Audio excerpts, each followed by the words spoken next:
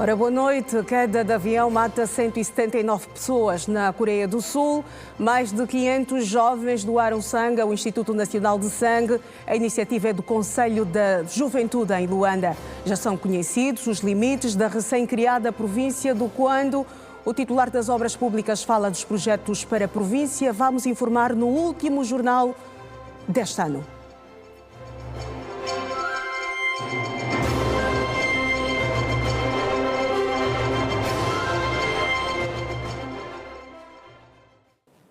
Ora, viva, boa noite, bem-vindo à última edição do Domingo Notícias. Mais de 500 jovens participaram numa campanha de doação de sangue com o objetivo de acudir à escassez do líquido vermelho em algumas unidades hospitalares, como o Instituto Nacional de Sangue e o Hospital Josina Machel. A doação de sangue é um gesto solidário. Uma pequena quantidade de sangue pode ajudar a salvar muitas pessoas. Cerca de 400 ml de sangue doado é equivalente a uma bolsa de sangue e pode ajudar a salvar até 4 vidas. Esta médica do Instituto Nacional de Sangue garantiu que a campanha de doação vem ajudar o estoque do Instituto, uma vez que uma doação pode salvar 4 adultos e até 8 crianças. Ajuda muito, ajuda bastante, porque nós verdadeiramente estávamos limitados quanto ao nosso estoque.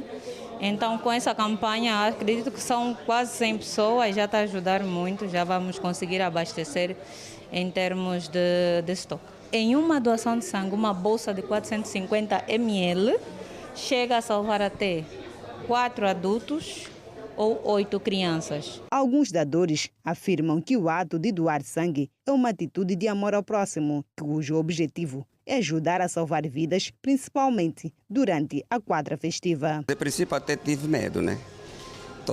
Eu pensava que doar sangue é algo errado, mas depois de boa explicação achei que doar sangue é um exercício de dar vida aos outros. Então, como tenho amor ao próximo, a minha obrigação também é salvar aqueles que estão no perigo. E também fazer parte daquilo que é a doação do sangue, visando naquilo que é a salvação de vida.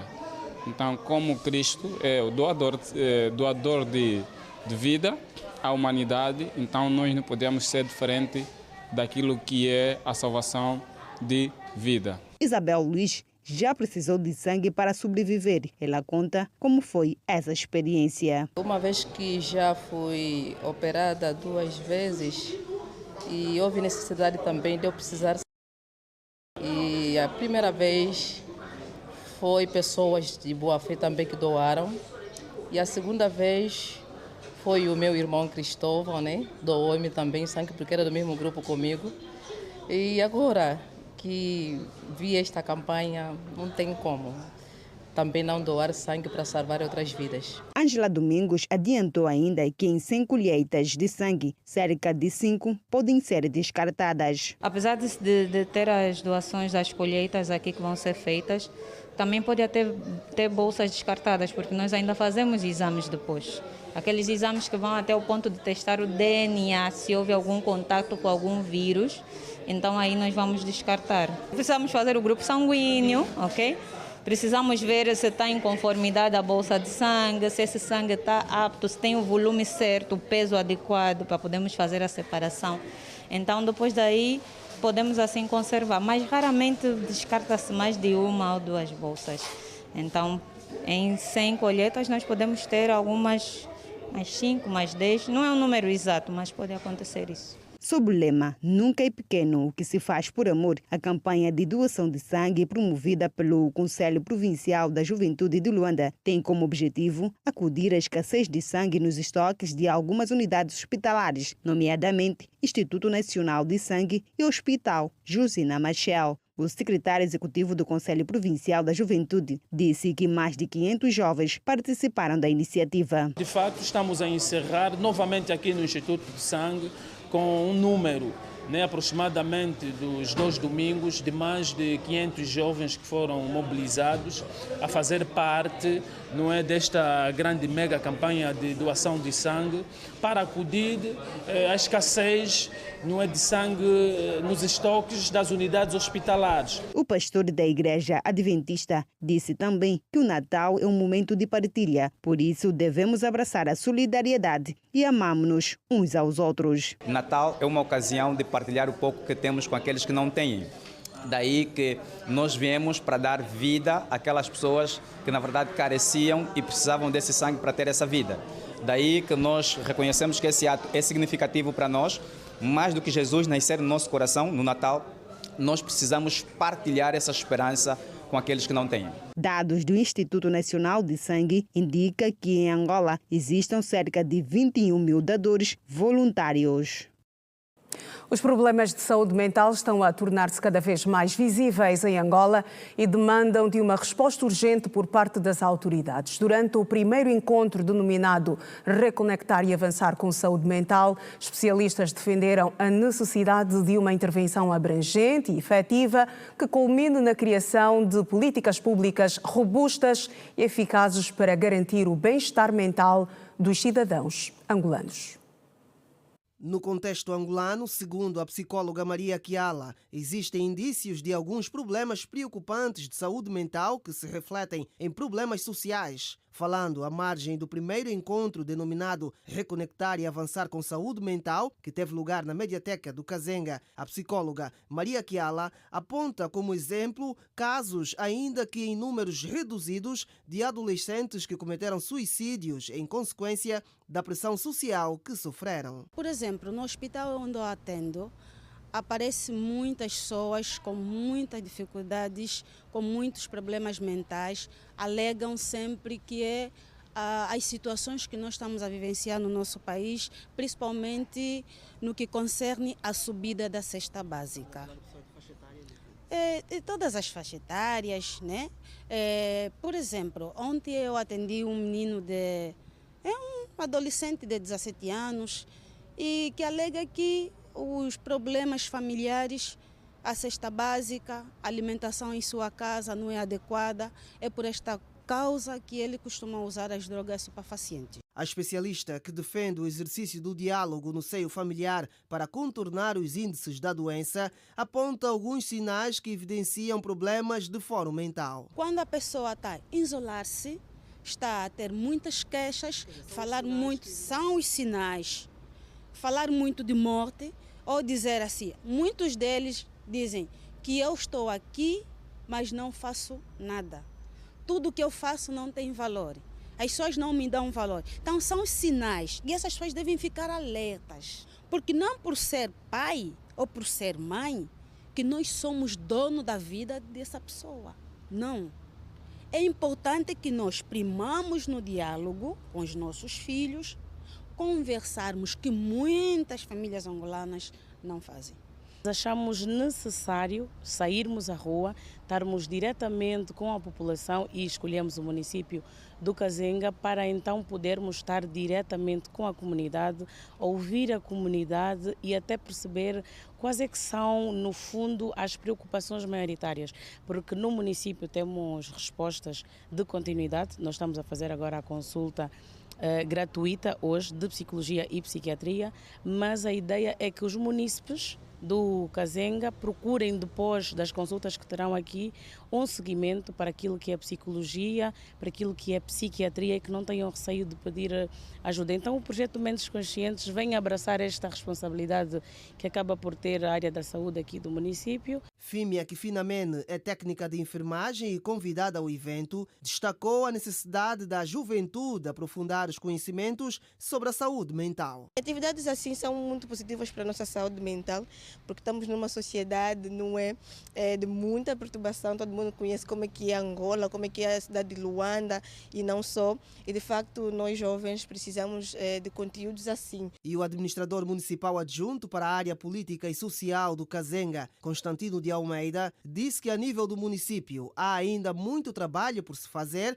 para orientar a população sobre a importância de uma boa saúde mental. Nós temos situações do ponto de vista comportamentais ao nível das nossas comunidades e que nos chamam alguma atenção da necessidade de termos maior trabalho, maior aproximação das nossas comunidades, melhor orientação na perspectiva da saúde mental, na perspectiva do aconselhamento psicológico. Portanto, isto é uma avaliação genérica e pensamos que nos próximos dias nós vamos trabalhando nesta perspectiva, sobretudo por via das nossas unidades sanitárias. O encontro organizado pelo projeto Mentes Conscientes reuniu na Mediateca do Kazenga sociólogos, psicólogos, estudantes e membros da administração municipal do Kazenga.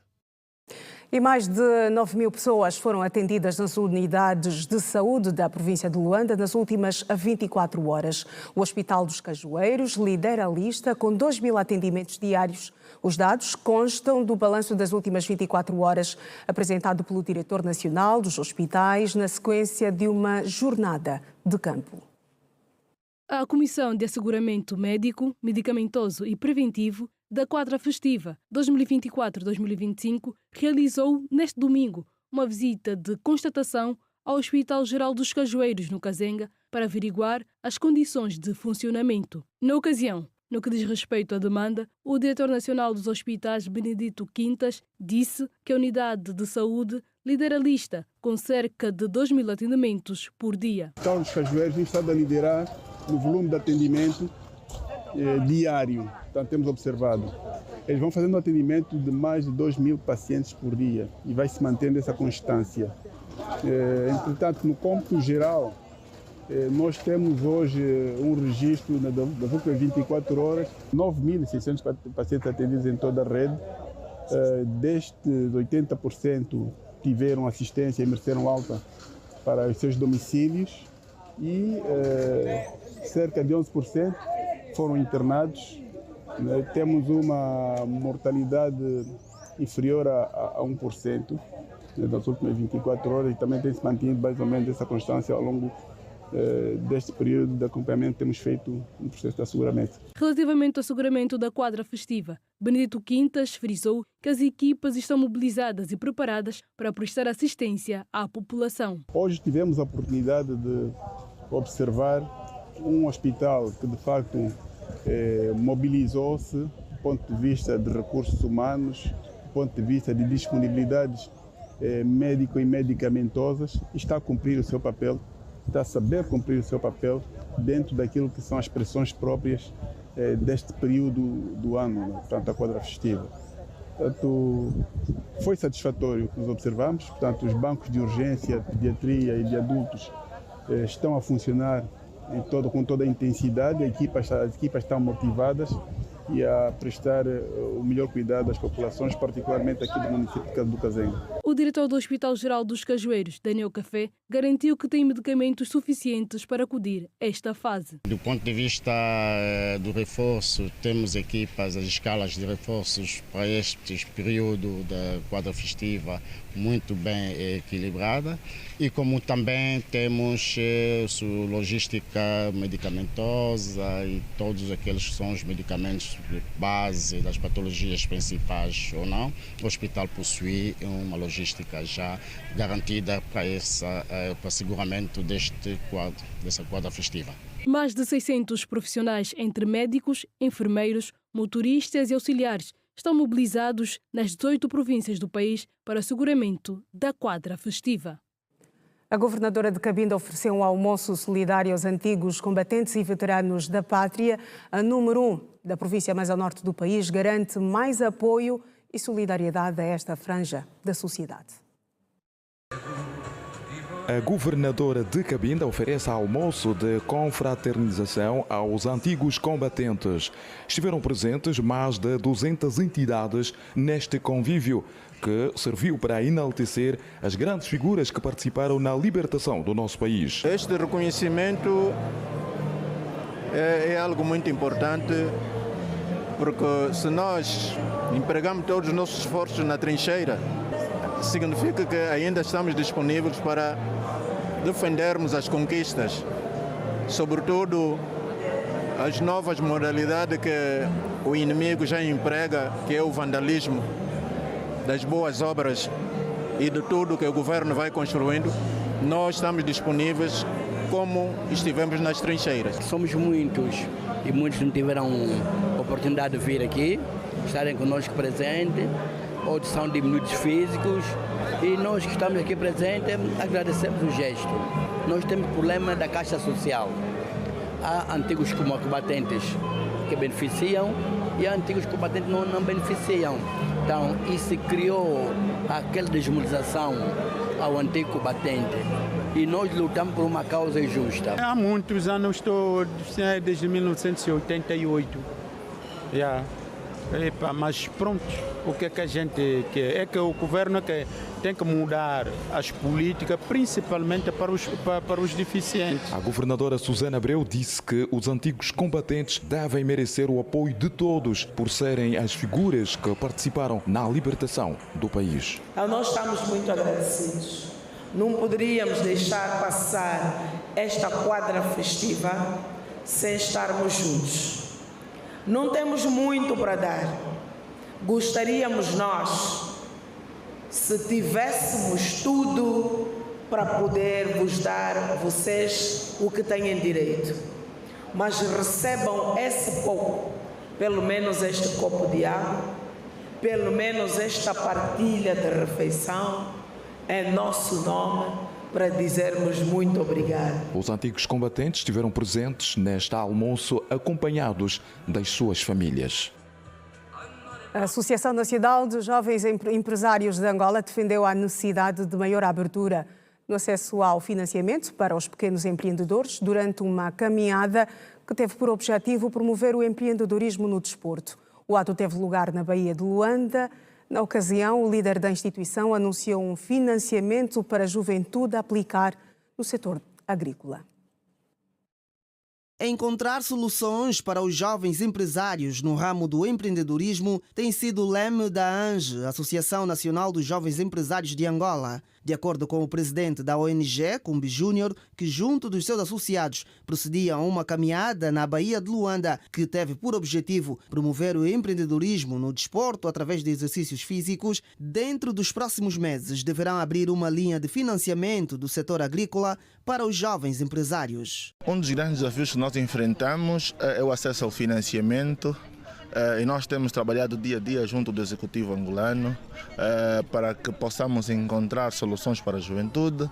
Temos batido portas também de bancos, fundos e não só, para que possamos então trazer soluções. E queremos que dentro de poucos meses iremos nós lançar uma linha de financiamento para o setor agrícola junto de uma instituição angolana que está a firmar uma parceria com a ANGE. Para Cumbi Júnior, o desporto joga um papel importante para a saúde mental, onde o empresariado não está desassociado. Porque nós acreditamos de que a base para uma mente saudável, ela começa pelo desporto, e nós viemos aqui para poder incentivar aos empresários a praticarem o desporto, e também a outros jovens a investirem nesta área, porque queremos de que muitas são as soluções e é uma grande forma de nós representarmos Angola a nível do mundo.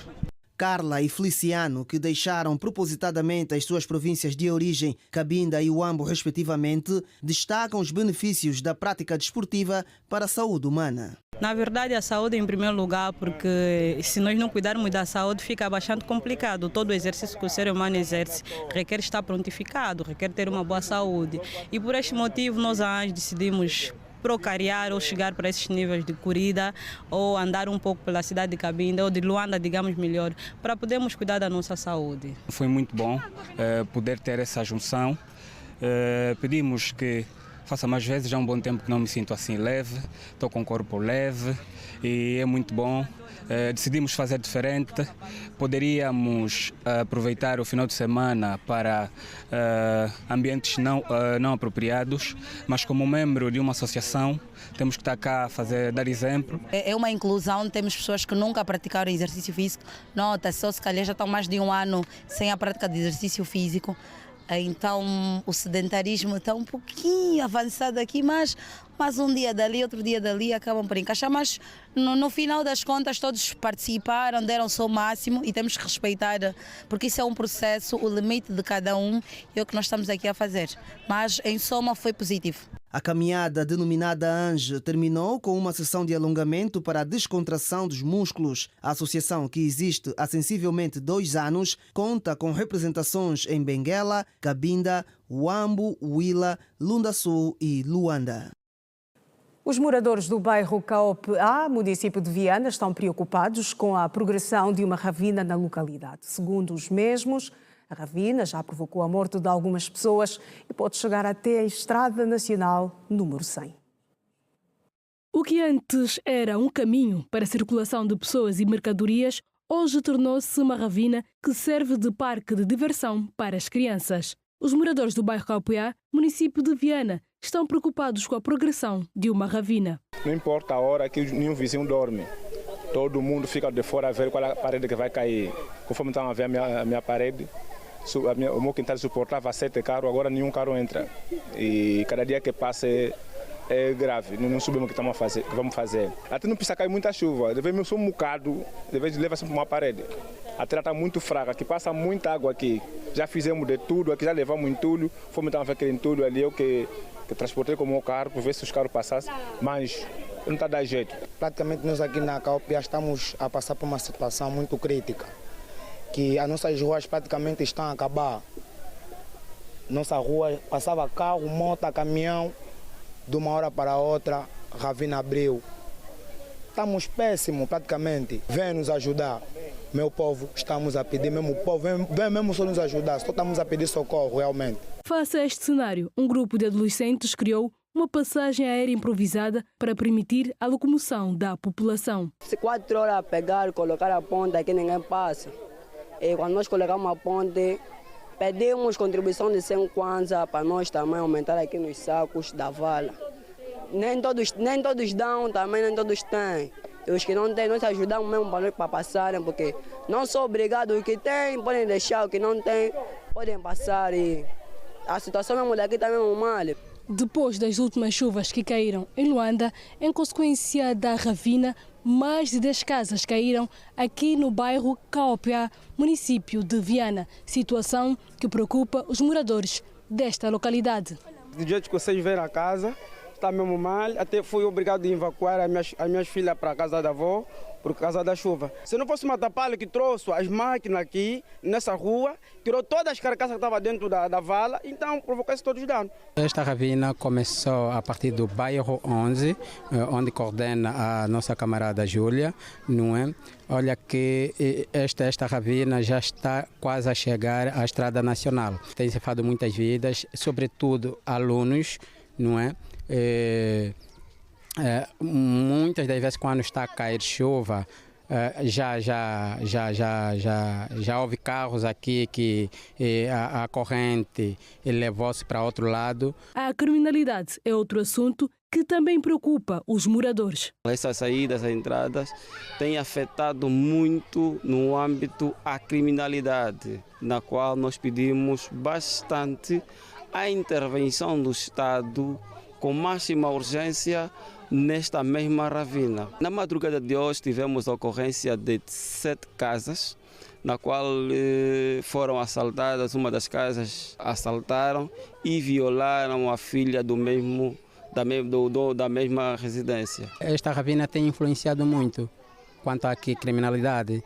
Olha que os jovens quando roubam escondem, a ravina é esconderijo dos mesmos jovens. Olha que nós temos um grupo aqui de vigilante comunitário.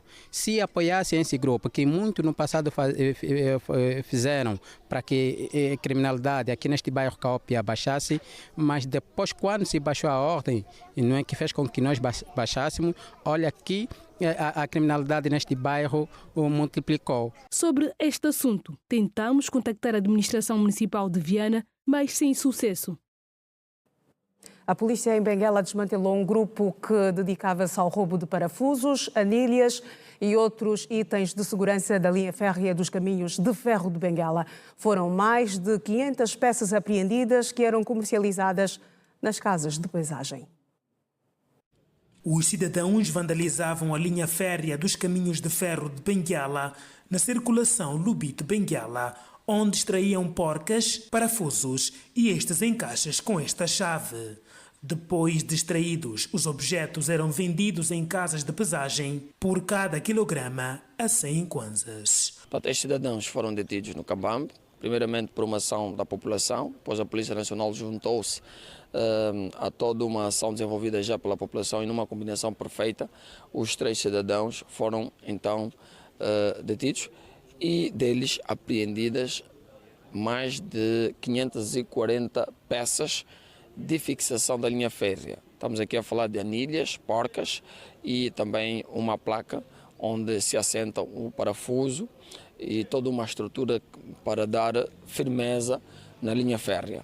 A polícia tem informações de que os roubos destes objetos de segurança da linha férrea do CFB têm sido frequentes. Daí, o despoletar de diligências para o desmantelamento e apreensão de mais peças roubadas. Do trabalho feito, identificou-se que no bairro Capilongo, em determinados locais, os mesmos armazenaram uma quantidade também bastante substancial que, na sequência investigativa, hão de ser apreendidas pelo DIP, que já está pronto para darem sequência.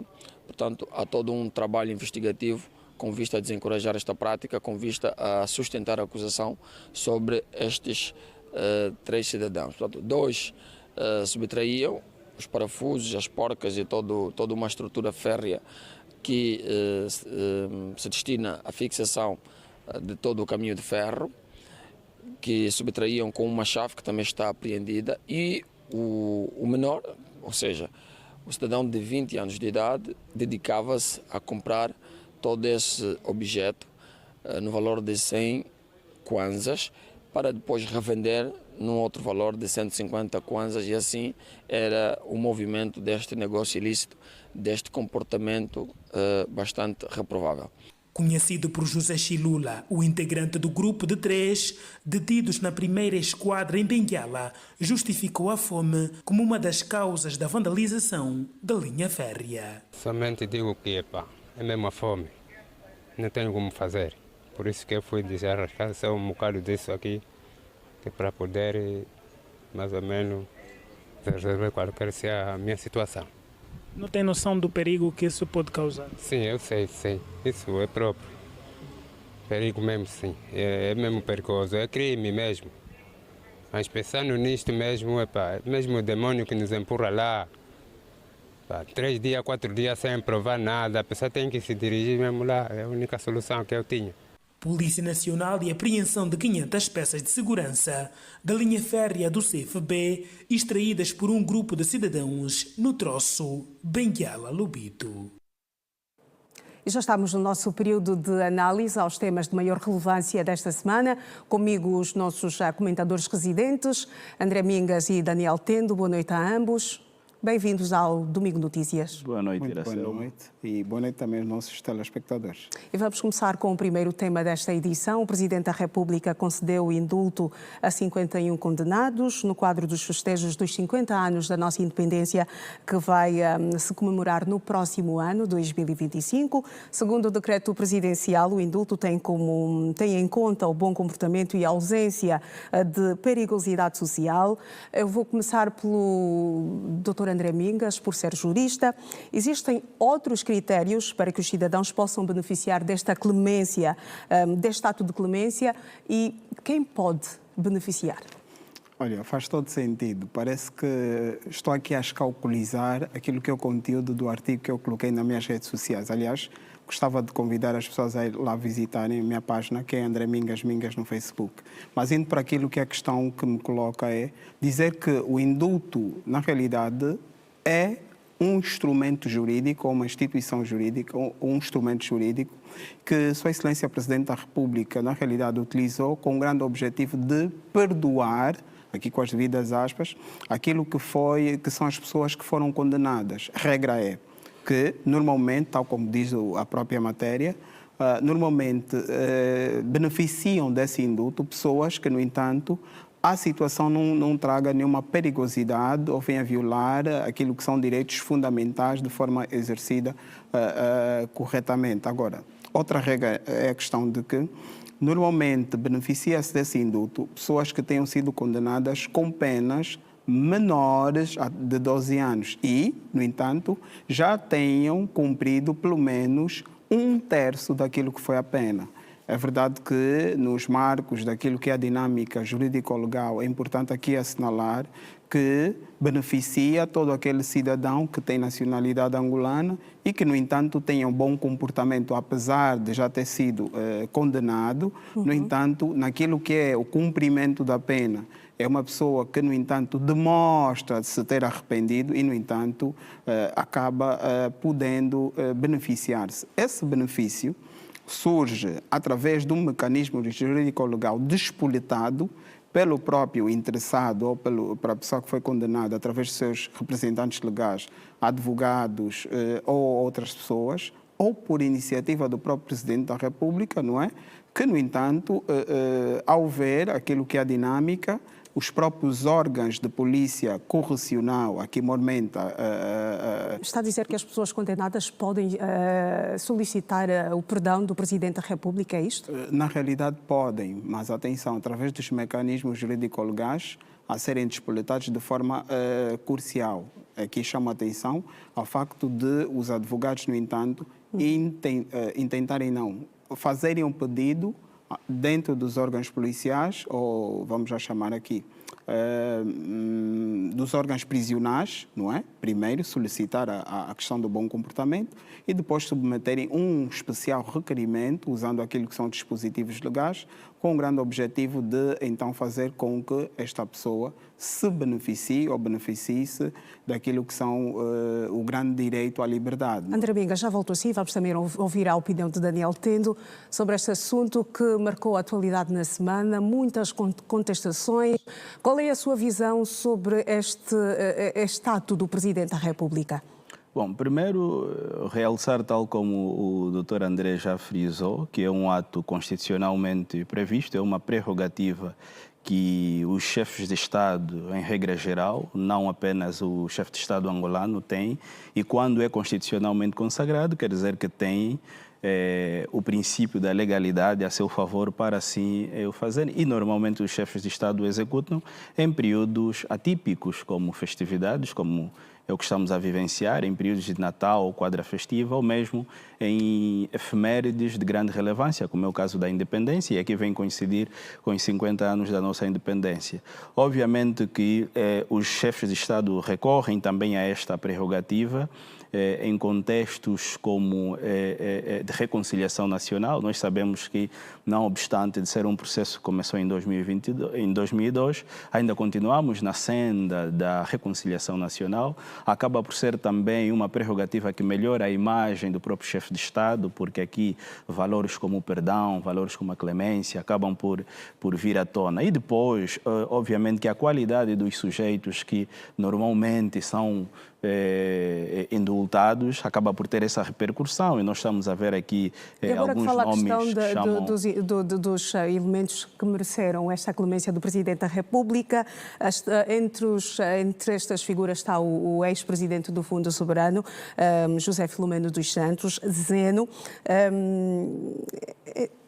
No processo em que está rolado o ex-presidente do Fundo Soberano, ele não é o único. Há pessoas que também foram julgadas pelos mesmos crimes. Como é que se justifica o facto de só o ex-presidente do Fundo Soberano ter recebido esta clemência do Presidente da República e os outros envolvidos, outros réus no mesmo processo, não tenham beneficiado deste ato do Presidente? Vou responder com duas dinâmicas essenciais. A primeira, o Presidente da República é soberano em emitir este indulto. Tem essa liberdade. Isso consubstancia a minha fala, na fala do Dr. Daniel, quando disse que a questão do princípio da legalidade, ou seja, dar-lhe esse poder. Outra nota essencial é o que eu disse, o princípio do dispositivo. É necessário que haja algum impulso processual, um interesse da parte de quem quer beneficiar-se. Isto não cai para questões políticas, como tem-se estado a dizer? Na realidade, toda a medida, embora seja uma medida judicial por meio de um decreto presidencial, pelo facto de ser emitido pelo Presidente da República, tem sempre repercussões políticas. Ora, mas é necessário fazermos a devida distinção entre um ato meramente político, não é? Que, querendo ou não, vai acabar resvalando numa medida que é jurídica, mas com um alcance político. É verdade que, para muitos, é um ato quase de populismo, mas é notável percebermos e vislumbrarmos de forma objetiva que, no entanto, é um dispositivo legal. Sendo um dispositivo legal, na minha perspectiva, o Presidente da República acaba unindo dois elementos essenciais, o elemento legal e o elemento que, no entanto, traz a questão da satisfação daquilo que são os interesses públicos. Muito bem. Daniel, tendo a sua opinião sobre esta questão, o facto do Zeno ter sido o único a merecer esta clemência do Presidente da República? Bom, eu penso que é um processo que exige uma análise profunda para se tomar em conta, porque a nossa população prisional é muito extensa e eu acredito que onde tirou-se apenas 51, penso eu, obedeceu a um estudo muito profundo sobre o mesmo, e aqui os relatórios dos serviços prisionais influenciam muito a decisão do chefe de Estado para tal, o bom comportamento, o tipo de crime em si, tudo isso, questões atenuantes, agravantes, acabam por influenciar a decisão política. Obviamente que a decisão do Presidente da República, obviamente que tem repercussões políticas, como disse, tendo em conta a qualidade dos sujeitos envolvidos. Temos o caso do Zeno, temos de algumas figuras que tiveram crimes de manifestação, que também estão envolvidos nisso. Eu penso que o Presidente, enquanto chefe de Estado, tem essa prerrogativa e os relatórios levaram-lhe a tomar a decisão de indultar estes 50, mas o Presidente deixou claro que não serão os únicos. Ao longo do ano 2025, haverão outros processos de indulto, tudo no âmbito das comemorações dos 50 anos da independência. Muito bem, seguimos para o próximo tema e vamos continuar a olhar para aquilo que é a atividade presidencial. O Presidente João Lourenço, durante a cerimónia de cumprimentos de fim de ano, que decorreu no Palácio Presidencial, afirmou que vamos trabalhar mais, o Presidente disse, eu passo aqui a citar, vamos trabalhar para que 2025 seja melhor para todos os angolanos e também para Angola. Como é que olham para isto? Vai ser uma tarefa fácil? Quais serão os principais desafios para o Presidente da República, ou para a concretização deste desejo do Presidente da República? A dinâmica do trabalho é um dos fatores marcantes, ou dos elementos marcantes daquilo que tem sido a gesta engendrada pelo Presidente João Lourenço, que, sem sombra de dúvidas, vai continuar a ser a mesma dinâmica, ou a ter a mesma dinâmica. Para aquilo que é o paradigma mundial, aliás, nós estamos a viver uma grande crise económica e, sobretudo, é essencial que Angola não se desassocie dessa dinâmica. É verdade que, em termos de incertezas, muitas incertezas em termos económicos, e estamos a falar das principais commodities, entrando já aqui para a questão económica, porque muitas das vezes, para os nossos telespectadores, para nós de forma odierna, é que nós olhamos muito para o crescimento, muito na perspectiva do crescimento económico só. Mas, e eu gosto de assinalar isso, que no mandato do Presidente João Lourenço, a questão social teve um grande desenvolvimento. Estou a falar de muitas escolas, muitos hospitais, mas agora o que se ouve é, está bem, mas qual é o ganho, aqui com as devidas aspas, individuais em termos económicos que as pessoas têm? Então, este será o grande desafio para o ano de 2025. A estabilização da economia, o controle dos preços e, sobretudo, a continuidade da política da preservação dos direitos fundamentais. Muito bem. Daniel Tento. Sim, o 2025 obviamente não será um ano fácil. O 2024 foi um ano possível, tendo em conta os refluxos e fluxos que fomos presenciando. e há desafios na mesa e a ideia do trabalho faz todo sentido. Angola não tem problemas novos, Angola tem problemas velhos. Nós, há alguns anos, nós falamos da diversificação da economia, dependência do petróleo, inflação, desemprego, são problemas muito antigos. Soluções concretas para esses problemas? Soluções. Essa ideia do trabalho nos remete a soluções, quer dizer que é um apelo à ação. E apelo à ação é uma reflexão em torno dos processos que temos utilizado para dar resposta a esses problemas. Nós precisamos refletir nos processos que são os tais modelos de resolução desses problemas. Se os modelos não estão a funcionar, temos que rever as pessoas que estão a par ou que estão diante desses processos para dar resposta. O presidente, quando apela ao trabalho, está a apelar à ação, está a apelar à entrega das pessoas envolvidas a nível do executivo para que todos, num espírito patriótico, num espírito de trabalho, de mão na massa, de menos escritório, mais trabalho no campo, se encontrem as devidas soluções. Trabalhar junto e próximo das populações, ouvir as populações, porque muitas vezes o que falta para melhorarmos um determinado processo governativo está na voz de um cidadão que não é ouvido. Então eu penso que se as nossas lideranças, os nossos gestores públicos, em 2025, tiverem a capacidade de aproximarem nas populações, ouvirem as reclamações, reivindicações das populações, de certeza muitos dos problemas poderão ser resolvidos. Mas onde é que estamos a falhar de concreto? Bom, nós falhamos, há um conjunto de variáveis que acabam por influenciar a não solução dos tais velhos problemas. Só para citar aqui algumas, uma vez que os problemas, como fez questão de dizer, são reiterei antigos. Aqui, os processos, a forma de como muitas vezes são resolvidos os problemas. Não se resolve um problema sem ouvir a parte que mais sente. Se o povo é a parte que mais sente e o gestor, na administração local, na administração central, entender que deve resolver este problema sem necessariamente ouvir o povo, de nada vai adiantar. Vai ser... Acha que os nossos gestores não têm ouvido o clamor do povo? Eu penso que precisam ouvir mais, eu penso que precisam trabalhar mais com as populações. Nós temos uma democracia representativa e a democracia representativa não deve ter o seu clímax apenas em períodos eleitorais. A democracia representativa exige um diálogo permanente, uma ação permanente junto das populações. E eu penso que se a nossa liderança melhorar nesse aspecto, prova disso é que muitos dos nossos líderes políticos que despontam, que ganham a estima da sociedade, são aqueles que estão sempre junto da sociedade, estão sempre junto do cidadão. Quer dizer que há necessidade de nós melhorarmos nessa questão da aproximação com as populações, porque o grande objetivo aí é o quê? É encontrar soluções para resolver problemas locais. Só o executivo, sem ouvir a sociedade, não será suficiente. Então eu penso que o trabalho é um chamado à ação do Presidente da República, fazer com que, e ele o Presidente tem referido isso nos seus discursos, menos escritório e mais ação, mais campo. Vamos ao campo, vamos dialogar com o cidadão e de lá, sem sombra de dúvida, terão soluções para muitos de nossos problemas. Já para fechar este assunto, André Mingas, esta é a minha na visão. realidade, quero subscrever aquilo que é a dinâmica que foi trazida aqui, a retórica, porque ao se criarem planos, os planos são a curto, médio e longo prazo. Ora, mas ao se criarem esses planos, é necessário que se ouçam os destinatários desses planos.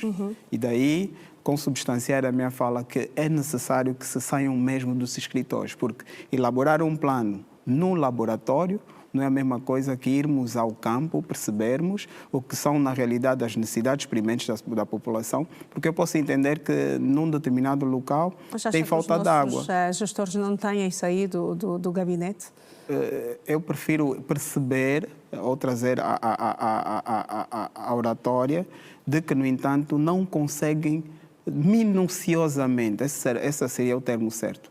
É necessário que façam isso de forma sucessiva e minuciosa, para, no entanto, conseguirmos resolver cabalmente aquilo que são as verdadeiras necessidades da população. Porque uma coisa é fazer um plano, não é? Fazer uma escutação em 2001, mas depois, no momento da aplicação, e muitas das vezes essas políticas a serem aplicadas, são aplicadas depois de 2, 3 anos. Será que as necessidades são as mesmas? Outra questão também é a questão da celeridade. na aplicação dessas políticas. Muito bem, seguimos para o próximo tema. O Executivo quer elevar a Península de Mossul a local de interesse turístico. Para o efeito, está a ser elaborado um plano de ordenamento turístico que prevê, entre outros aspectos, ordenar o crescimento de infraestruturas turísticas naquela parcela do país. A minha questão é a seguinte, e começo por si, Daniel Tento.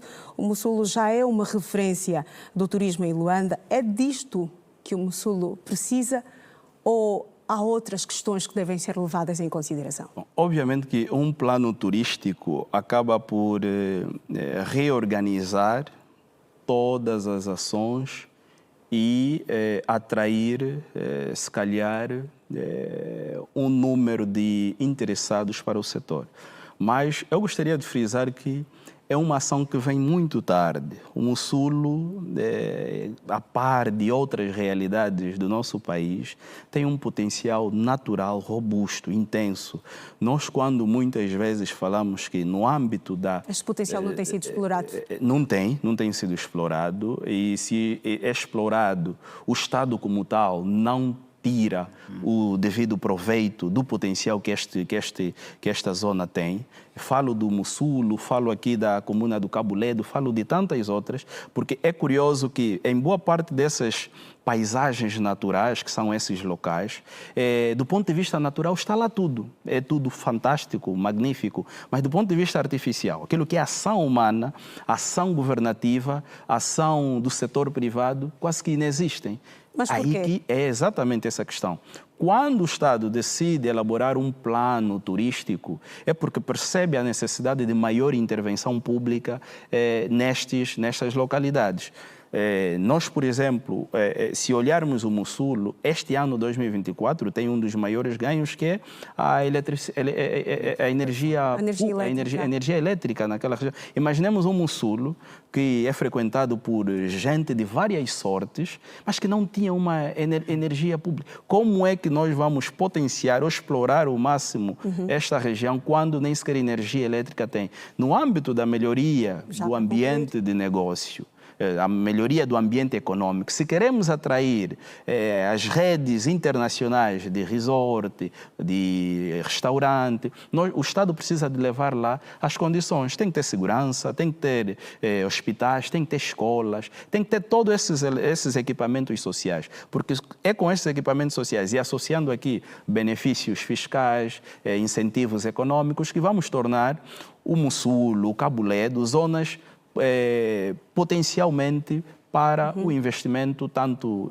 de nacionais como de estrangeiros. André Mingas, o Daniel Tento falou aqui da questão da eletrificação, que chegou apenas este ano, mas também há outras dificuldades, a ausência de outros serviços na ilha do Mossul. Estamos a falar, por exemplo, também da falta de água.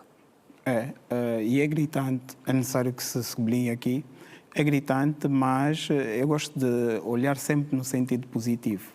É tardio, mas, no entanto, é um passo. Sendo um passo que agora foi dado, esperemos que este passo tenha a verdadeira continuidade. Esse passo é o mais acertado? Mais vale tarde do que nunca. A primeira nota é esta, mais vale tarde do que nunca.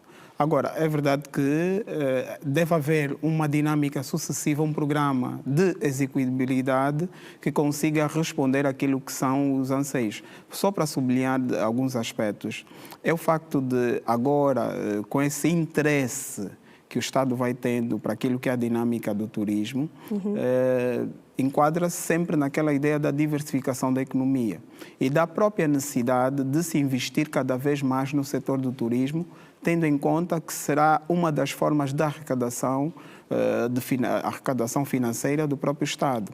Não só olhando para aquilo que é a questão do sistema fiscal como tal, mas também insere-se na perspectiva da melhoria de condições da própria de vida da própria população local, bem como pode responder, e sem sombra de dúvidas vai responder à questão do desemprego, porque desde os empregos fixos e aqueles empregos correntes. Ora, nessa perspectiva é essencial, sim, que haja essa dinâmica para o investimento ou de investimento no setor do turismo e, sobretudo, numa zona como aquela que tem facilidade as pessoas irem e vir no mesmo dia. Aliás, eu tenho uma experiência dessa de alguns amigos que dão aulas lá e conseguem, no entanto, estar aqui. É verdade que é necessário que estes processos estejam alicerçados. E estou a falar também da questão da própria empresa de navegação, com os barcos, o transporte. Quer dizer, é uma diversificação grande, é uma diversidade grande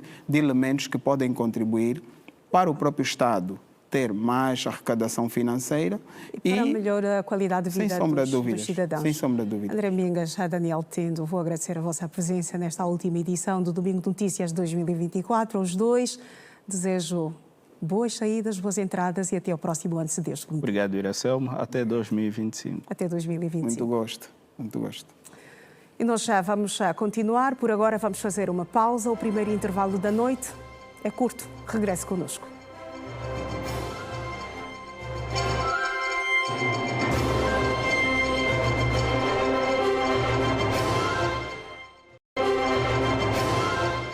Regressamos às notícias no seu Domingo Notícias.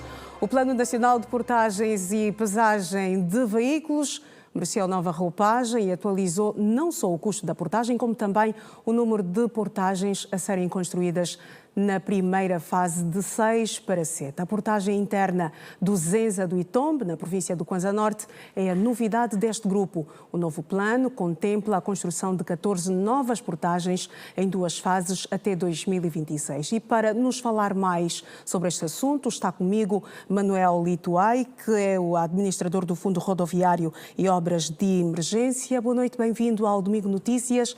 Vamos olhar para este plano que tem como objetivo a conservação e manutenção das estradas e pontes do país. Como é que, na prática, ele vai funcionar? Ora bem, muito obrigado, primeiro, pelo convite. Na prática, isso vai funcionar da seguinte forma.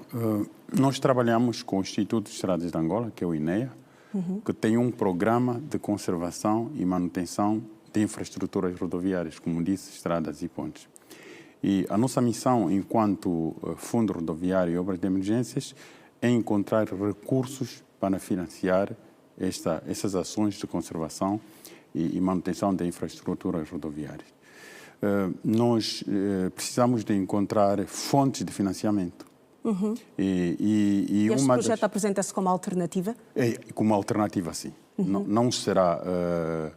Não terá, portanto, uma função total para resolver o problema de encontrar financiamentos, mas terá uma contribuição considerável para que consigamos ter recursos para financiar estas ações de conservação e manutenção de infraestruturas rodoviárias.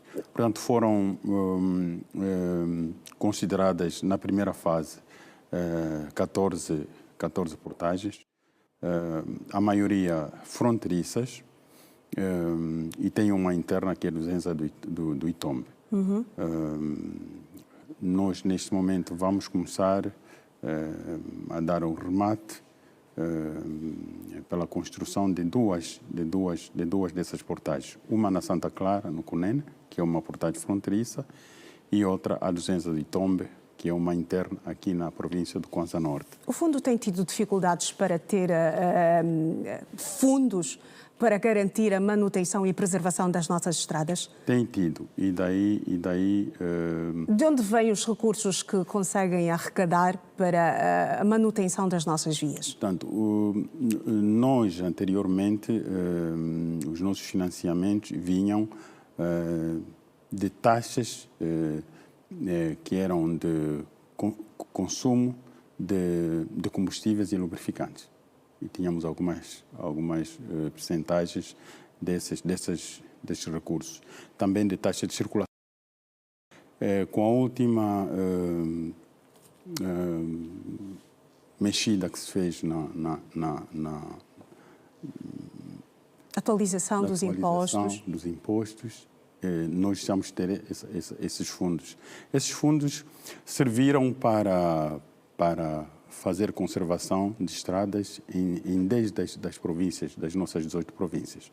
Isto funcionou, mas a partir desse momento em que se fez essa atualização, deixamos de ter esses recursos e, portanto, precisamos de encontrar outras fontes de financiamento. O ministro do Urbanismo, das Obras Públicas, Urbanismo e Habitação, falou do estado da nossa malha rodoviária. Dados apresentados pelo titular da pasta dão conta que a maior parte da nossa malha rodoviária, tanto estradas nacionais como também as estradas municipais, antes consideradas estradas terciárias e secundárias, encontram-se em mau estado de conservação. O que é que está a acontecer? Qual tem sido a dificuldade? Por que é que temos a maior parte da nossa malha rodoviária em mau estado de conservação? Exatamente por não termos recursos para financiar a conservação e manutenção dessas estradas. Portanto, as estradas, nós temos estradas nacionais, estradas municipais, neste momento temos classificação agora, e nós precisamos de fazer com que os asfaltos se mantenham em boas condições. E para que os asfaltos se mantenham em boas condições, nós precisamos de fazer ações de conservação e manutenção, para que não se danifiquem. A danificação é feita por intempéries, portanto chuvas, etc., mas também há uma grande participação na danificação através do peso de veículos que temos que controlar. E daí fazer parte deste programa também o processo de pesagens, balanças e pesagens, que é para controlarmos o peso dos veículos que circulam sobre as nossas estradas para que não sejam excessivos e danifiquem os pavimentos. O Estado prevê arrecadar 125 mil milhões de kwanzas em 5 anos com a implementação deste projeto. Acha que será um valor suficiente para dar resposta ao atual estado das nossas vias? Vai garantir ou vai assegurar a manutenção e conservação das nossas vias? Não será tanto esse valor, mas este programa de portagens fronteiriças e esta interna terá uma contribuição de cerca de 16% no conjunto das necessidades de conservação que nós temos. Qual é a necessidade atual? Quanto é que o Estado precisa para garantir a manutenção e conservação das nossas vias? Nós precisaríamos de ter 100 mil milhões, quase 11 mil milhões por ano para conservar 11 mil quilómetros de estradas. Essa é a nossa necessidade. E as portagens vão contribuir com apenas cerca de 16%. Como pode ver, temos que encontrar outras fontes de financiamento para que possamos alcançar esse desiderato. Engenheiro Manuel Lituai, vou agradecer a sua presença no Domingo de Notícias. Boa noite e até a próxima, se Deus permitir. Muito obrigado. Estamos. E nós seguimos já com as notícias. Os deputados do Para Já Servir Angola, eleitos pela lista da UNITA nas eleições de 2022, poderão abandonar a Assembleia Nacional para integrarem os órgãos de direção desta formação política legalizada recentemente pelo Tribunal Constitucional. Quem o diz é o seu líder, Abel Chivucovuco. A informação foi avançada em conferência de imprensa pelo coordenador do Para Já Servir Angola, Abel Chivucovuco, que deixou claro que não se deve ser deputado na lista de um determinado partido e ser dirigente de outro, pois é ilegal. Que alguns dirigentes do Para Já vão sair do Parlamento. Porque não se pode ser deputado na lista de um determinado partido e ser dirigente de outro partido. É ilegal. É simples como isso. Sinto que as pessoas vão interpretando a saída de alguns dirigentes como um indicador da morte da Frente Patriótica Unida. Não, nós estamos a cumprir a lei. Agora, no meu caso, também por vontade própria. É conhecido e é público que em 2012 fui eleito e não fiquei lá. Em 2017 fui eleito e não fiquei lá. Portanto, não é novidade. Portanto, isso vai ocorrer nos próximos tempos. Entretanto, também, nenhum deputado é obrigado a sair. Ninguém. É uma questão de opção pessoal. Quem quiser ficar lá, fica. É legítimo e é um direito. Só não pode ser dirigente do Para Já. Se quiser ser dirigente, tem que cumprir a lei e sair.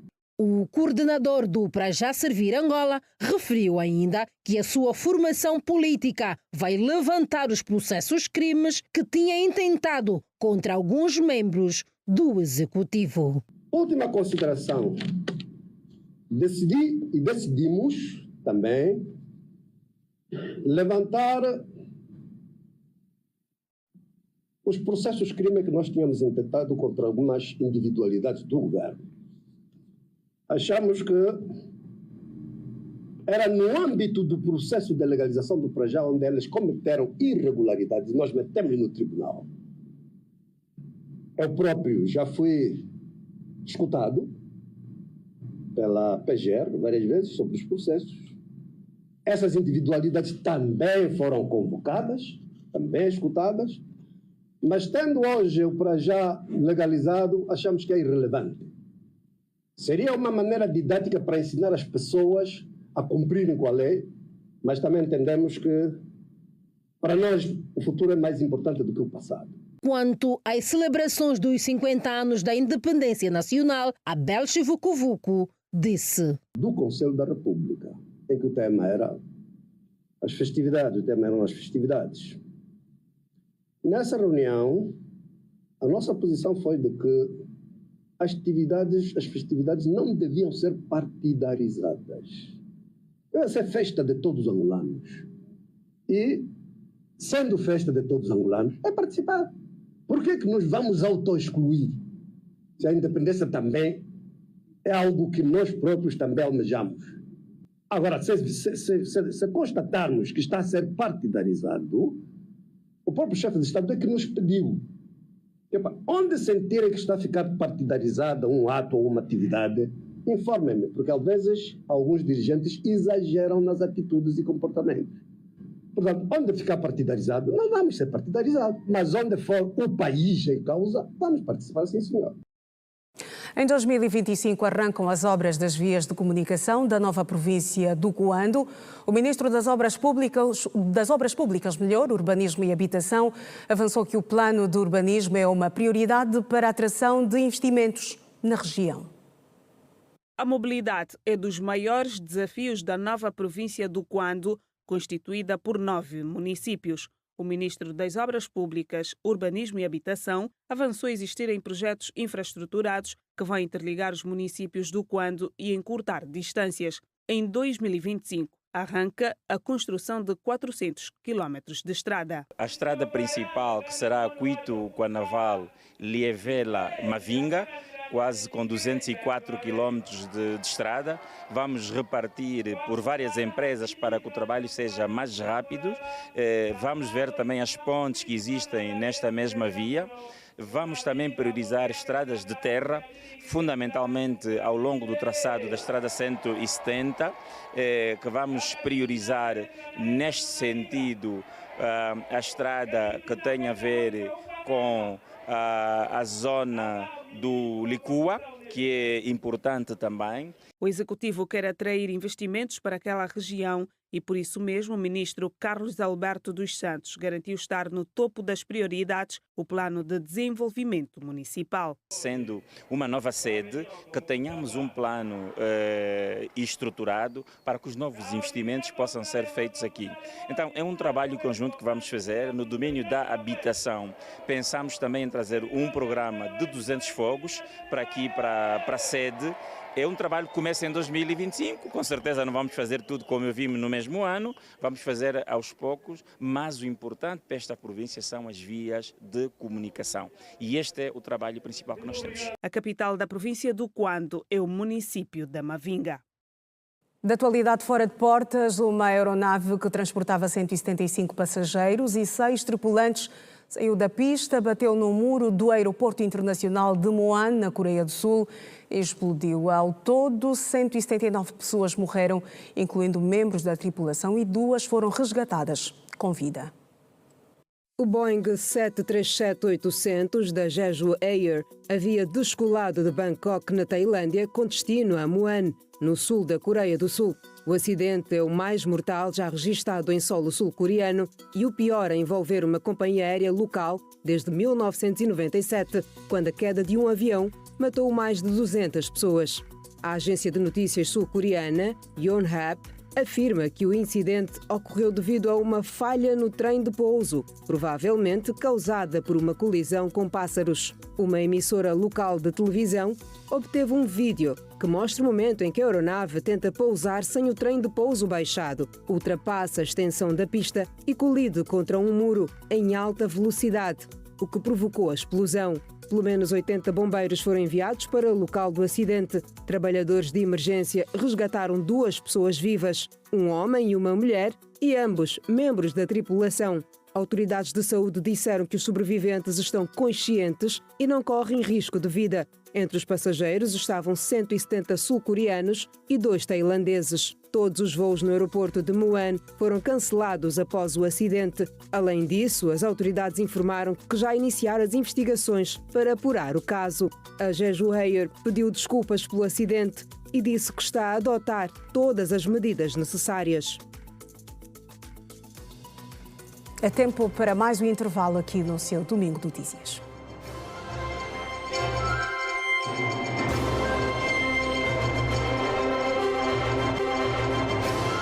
Estamos de volta à atualidade. Vamos olhar para as notícias do desporto. A seleção nacional qualificou-se ao CHAN do Quênia, Tanzânia e Uganda depois de vencer no agregado a sua similar do Lesoto por 2-1. Ontem, Angola perdeu em casa por 1-0. E para análise da atualidade desportiva está comigo Anicete Moquinto. Anicete, boa noite. Angola escorregou, mas ainda assim conseguiu carimbar o passe para o CHAN, que arranca em fevereiro do próximo ano. Em 3 países. Boa noite, Iracelma. Boa noite, esse telespectador. É verdade, perdemos em casa, mas a vantagem que trazíamos do reduto adversário foi suficiente para garantirmos esta quinta presença neste tipo de certame. É a 5ª presença. Angola já chegou ao 2º lugar desta competição, destinada a jogadores que atuam em campeonatos internos. Foi em 2011 no Sudão. Olhando para aquilo que é a nossa trajetória, ou a trajetória da Seleção Nacional, podemos sonhar com o 1º lugar desta competição no próximo ano?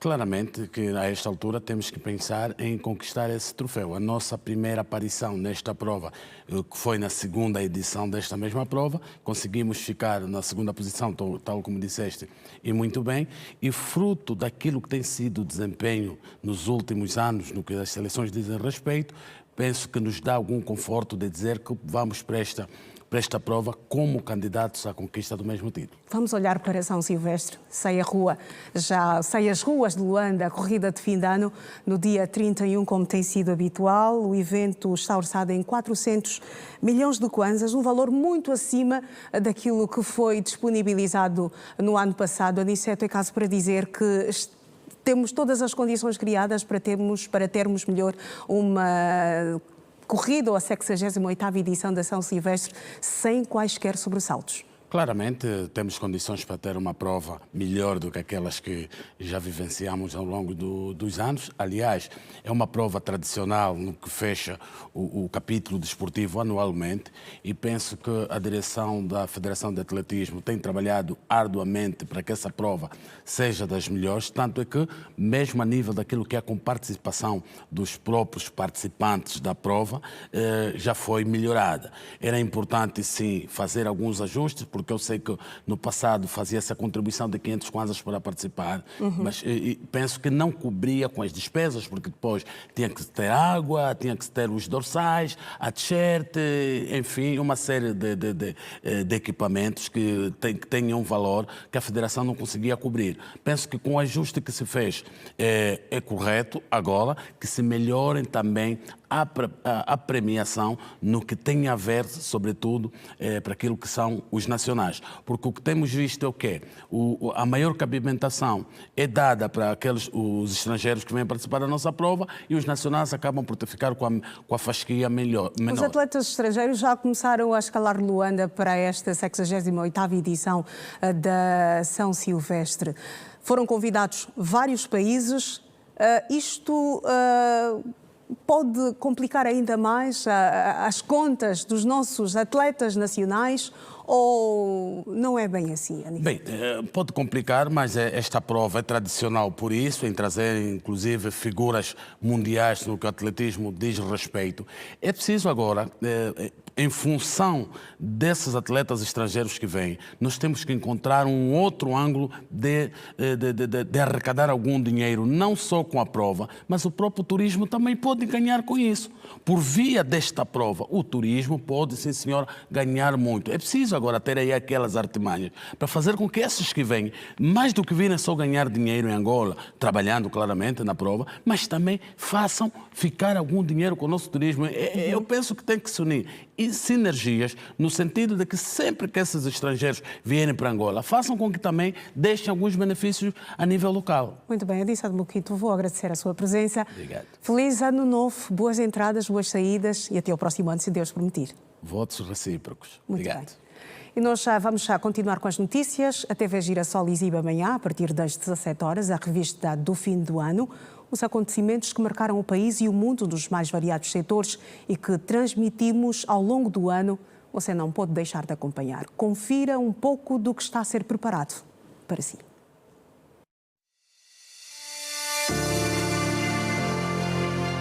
A estreia da revista do ano, Girassol 365, acontece já amanhã. E os jornalistas Manuela Costa e Alberto Capitão serão os apresentadores do programa, que envolveu toda a redação de informação da rede Girassol e se propõe trazer as informações mais importantes divulgadas pela multiplataforma este ano.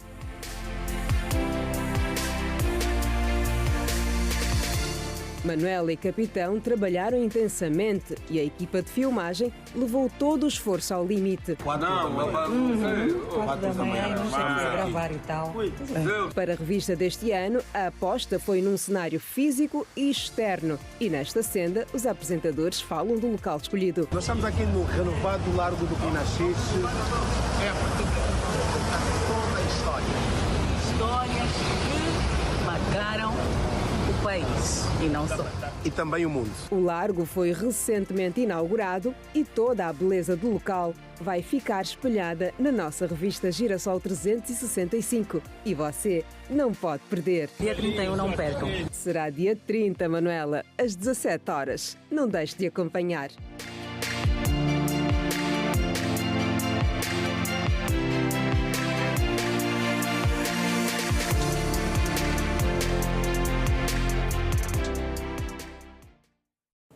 E é desta forma que terminamos a última edição do Domingo Notícias de 2024. Assim que nos acompanhou, obrigada pelo carinho da sua audiência. Boas saídas, boas entradas e até 2025, se Deus permitir. Boa noite.